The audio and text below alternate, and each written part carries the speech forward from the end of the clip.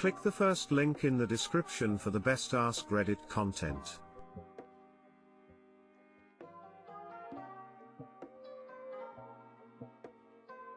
Today I fucked up by misunderstanding a text from my wife, thinking my kid had thrown up, and missing out on sex. This wasn't today, it was actually Sunday. The other night my wife and I were getting ready for bed and being kind of flirty. I had to use the restroom, so stayed downstairs while she went up to bed. While I was sitting on the toilet I got a text, "Bring a bucket and a mop." Crap. One of my kids must have thrown up. I finished my toilet biz and went down to the basement to check the cleaning supplies. I found a bucket, but couldn't find a mop. I found one of those squeezy sponge things, but the sponge was missing. Figuring the vomit was probably congealing by this point, I just grabbed the bucket and a bunch of paper towels and ran upstairs. I got to the upstairs bathroom and found no mess. I carried the cleaning supplies down to my kids' rooms, but found no vomit. I went to our bedroom and found my wife lying on the bed. She started rolling around on the bed laughing. Suddenly I realized "bring a bucket and a mop" was a line from WAP,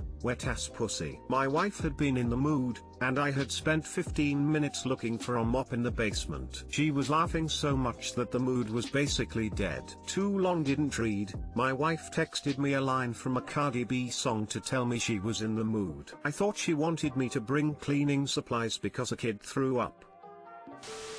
Imagine busting a nut and then being co-blocked by that same nut. It's part of the evolutionary drive. Older kids block younger ones so they don't have to share resources. In some bird species, the first chick born shoves all the other eggs out of the nest. Nature is metal. Now I'm wondering what you would have done if she texted "there's some whores in this house" instead. Always got to ask for clarification. My wife: "I think I need to take my contacts out." Me: "Is that code?" ? Always be closing.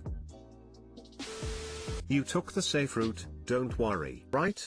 Could have been worse. My partner once played the old "Is it chocolate or poo" game and didn't completely lose but came very close. Raising kids is like the worst wild kingdom ever.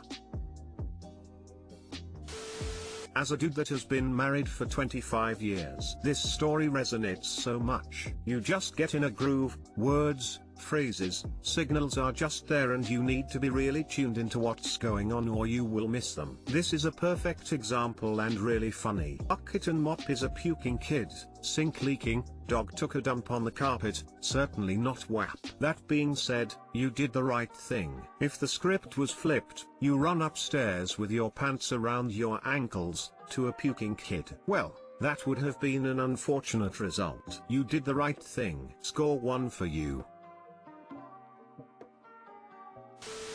Today I fucked up by giving my dog his allergy pills for 3 years in peanut butter. I have a 5-year-old dog, had him since he was 3 months old. Love him to death, he's an amazingly playful dog, Jack Russell. A few years ago, he started developing really itchy red skin on his toes, and the poor pup would constantly lick his toes to the point where he was making them almost hairless. Took him to the vet, they said it was allergies, and prescribed him medication, $60 a month. We've been buying this medication for him ever since, occasionally skipping a few weeks and using a mini dose of Benadryl until we purchased more allergy pills. The pills helped, as in he wasn't constantly licking his toes all the time, but he would still lick them, so it wasn't a surefire solution. Let's say 80% cure. Now, onto the fuck up. We tried giving him the pills with nothing, and he just puts them in his mouth and spits them out. So, we started putting them in a little bit of peanut butter, which he licks off a spoon,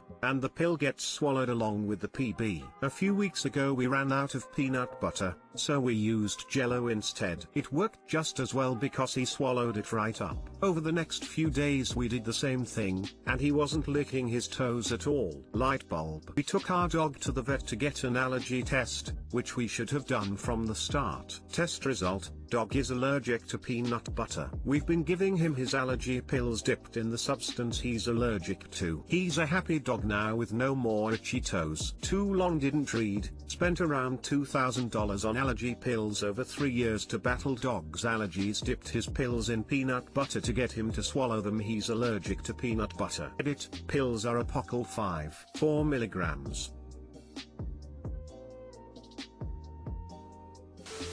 We wrap our dog's pills in slices of ham, which works great but does mean he associates the sound of opening pill packets with ham. Every time I take my medication I find him sitting like a good boy in the kitchen doorway offering me his paw because he expects ham. My Pomeranian used to be able to hear a Ziploc bag of sandwich ham at 3 a.m. He'd come out of a dead sleep and run to the kitchen like, "Ham?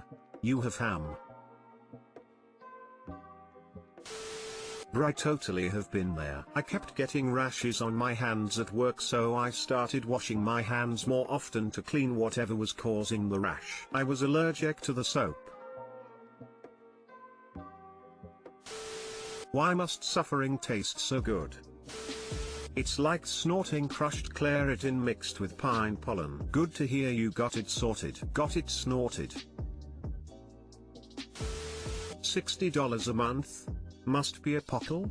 My dog is on the same stuff. Pretty sure she has a severe chicken allergy. BC the vet initially gave her chicken flavored steroids and she actually got worse. Switched to unflavored and voila. Please spend the money on an allergy test. My boy requires a pockle, on top of allergy shots and avoiding all his food allergies. He had so many typical purebred Labrador issues, but he's worth every penny. Today I fucked up by being called out for being racist by my daughter. I, 37M, was at the park with my kids yesterday and I tell my youngest, 2F, how impressed I am with how fast her climbing is getting. I tell her she's almost as fast as her older sister. My oldest daughter, 6F, is unimpressed that I'm not complimenting her, so she jumps down from the climbing frame to talk to me. "Dad, you have got to stop saying racist things all the time," she says to me loud enough for all the other parents in my immediate vicinity to hear. I gulp and look around feeling awkward. The stares of judgment from the other parents bearing down on me. "What do you mean, honey? What have I ever said that was racist? You always turn everything into a race and I don't like it," she replies. Bless her little innocent heart. Too long didn't read. My daughter accuses me of being racist in front of other parents at a park. Turns out she thinks racist means turning everything into a race. Not quite the same but similar public embarrassment. When my son was young he was a massive fan of Thomas the Tank Engine. However, he was still at an age where long words were tricky for him and he would sometimes shorten them. One day we took him to the Thomas the Tank Engine theme park, which he was really excited about. The first thing we saw when we got in the park was someone dressed as the Fat Controller, and my son shouted at the top of his voice, "Look Daddy, it's the Fat Cont. Fat Cont and Tommy Tank." Picture me with my parents in a very crowded train, during rush hour, when I was around 5 years old. My very first attempts at reading, I decided to practice by reading some gibberish on the folding table. And suddenly in the entire, packed, silent carriage everybody could hear my loud, perplexed question, Dad, what does "give me a blowjob" mean? To this day, my parents are haunted by that memory. Not gonna lie, I would have been in tears laughing if I was on that train.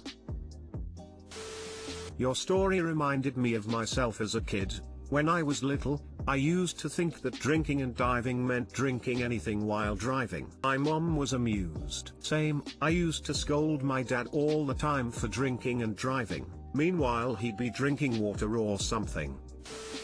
Oof, this thread has me remembering being 12 and saying quite loudly that some comedian was like Hitler. My aunt looked at me like I had two heads and told me I couldn't say that out loud. And I asked why. She asked me who I thought Hitler was. I said a comedian. Had a similar situation when I was about 7 or so, but it was with swastikas. Thought it was this cool new symbol I never knew about, but it was so hard to draw. So I practiced it over and over until I could do it. Then I practiced it on my homework. Of course my teacher was like, told my mom who was like, had to show her my dad's documentary tapes in our VHS collection. I was told to no longer draw the cool new symbol. Oh boy, this story reminds me of how I, at 6 to 7 years old, believed that a concentration camp was a place where people would send unruly kids in order to teach them discipline and to, quite literally, concentrate. Young me also imagined that the people working in those camps would have to be super strict in order to discipline the kids properly. Oh, one time, my mom and I were doing some shopping when I asked her if we could get some chocolates. She told me no, and naturally I, loudly, responded with, "You are just like those ladies from the concentration camps." I will never forget the way she rushed to explain what that actually meant before I could say any more dumb stuff.